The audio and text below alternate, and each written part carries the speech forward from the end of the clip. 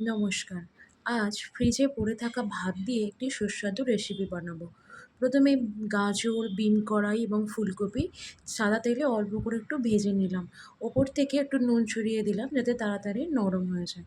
তারপরে পরিমাণ মতন ক্যাপসিকাম কুচোনো এতে যোগ করলাম। দিয়ে সেটাকেও একটু ভালো করে নেড়েচেড়ে ভেজে নিলাম। তারপরে কুচোনো পেঁয়াজ এবং কুচোনো বাঁধাকপি এই দুটোও যোগ করলাম। এই দুটোকে বেশি ভাজতে লাগবে না, এতে অল্পতেই নরম হয়ে যাবে। আর এই রান্নাটায় না সবজিগুলো একটু হালকা কাঁচা কাঁচাই ভালো লাগে।